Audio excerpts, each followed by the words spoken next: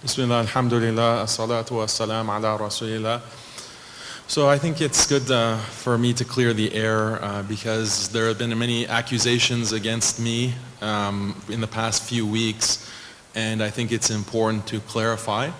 There are a few related issues that are constantly being mixed and conflated, and this is what's causing a lot of confusion.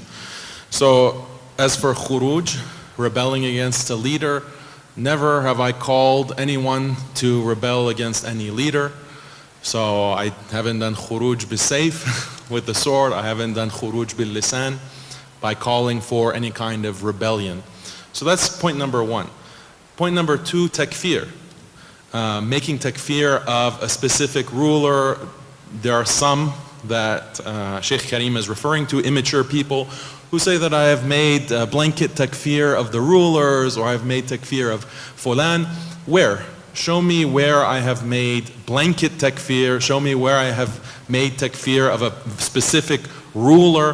Where is the proof of that? In fact, I was sitting with Sheikh Karim and Sheikh Uthman in the panel online. You can go watch the recording, it's there. And they asked me specifically about this point. I said I have not made takfir. And in fact, when we had a live stream discussion about Halloween celebrations being funded by certain governments, I specifically made the point that it is not for us to make takfir. We leave it to the ulama. It's very clear cut on that. So I don't know why people are still wanting to twist it and misinterpret it and claim that I'm making blanket takfir on the ruler. So this is a false claim. So that's khuruj, that's takfir. Obedience to the ruler. Should we obey the ruler? How many times have I said, and publicly, yes, obey the ruler, obey the law. Whether you're in the United States, you're in Saudi Arabia, you're in Egypt, you're in Tunis, you're in Maghreb, wherever you are, follow the law. That means obey the ruler. So when have I called for disobeying any ruler?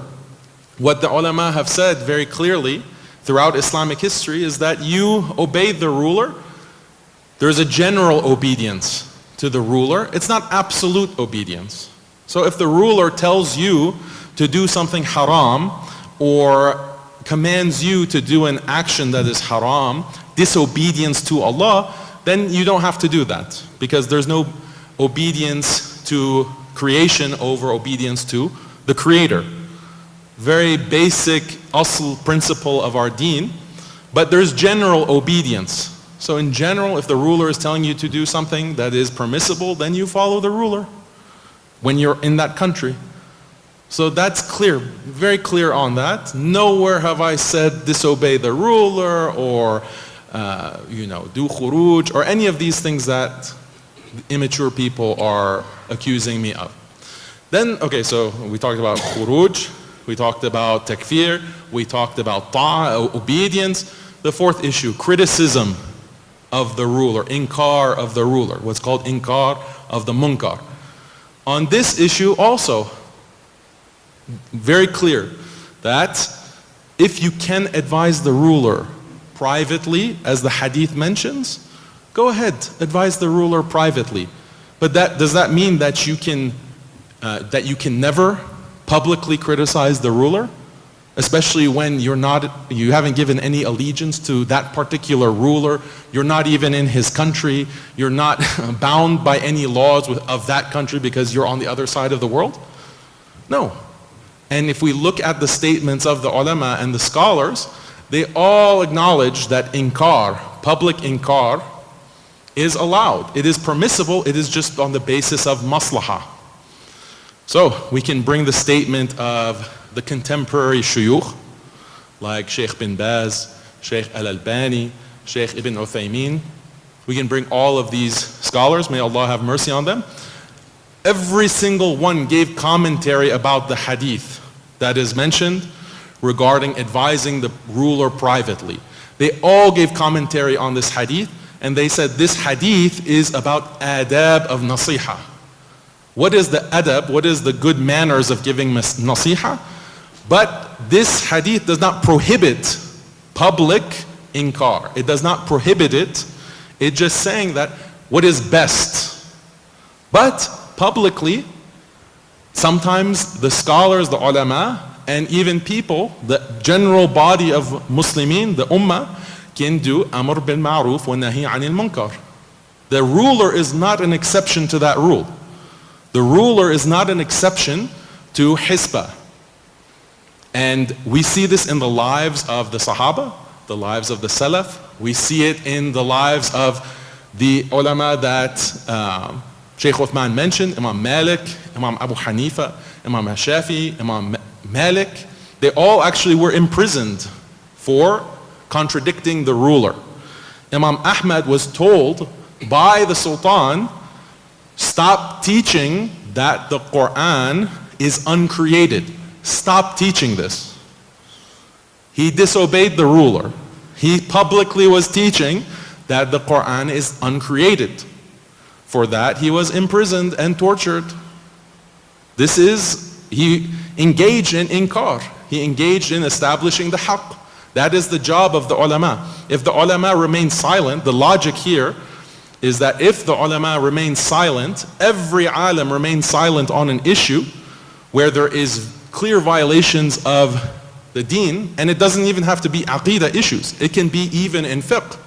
So look at Shaykh al-Islam Ibn Taymiyyah, rahimahullah. Why was he put in prison by the Mamluks, the ruler of his time? He was disagreeing with the ruler on the issue of talaq.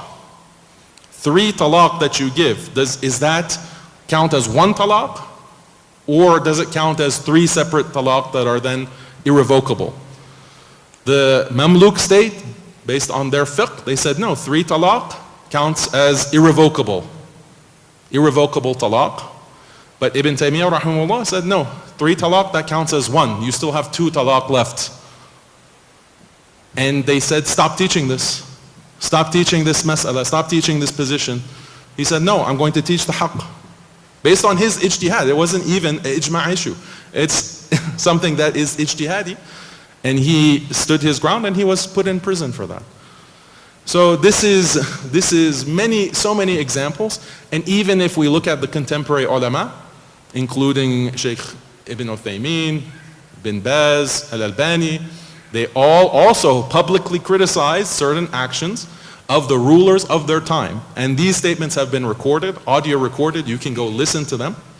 And those exist. It's very clear cut. You can look at their fatwa. If you don't believe the video, audio, you can read their fatwa where they talk about advising the ruler. Is it private? Yes. If possible, do it in private. If you can't do it in private and there's a maslahah to do it in public, maslahah means a public good, a benefit, then do it. You can do inkar publicly. So to summarize, this is a complicated issue. Inshallah, I plan to have a video published on my channel with details, with the citations, with the bibliography. But to summarize, on the issue of khuruj, everyone's on the same page. What about that Deobandi clip, the 1 minute and 30 seconds? Yeah, so what about it? I mean, we saw it. It's like, you cannot imagine, Daniel, how many messages I receive. It's like I wake up in the morning and I look at my WhatsApp. It's like, remove Daniel, take Daniel out. Take him out? Yeah, take him out. Take him out. Finish him. Finish him. That was from the sisters. That's from the sisters. Yeah.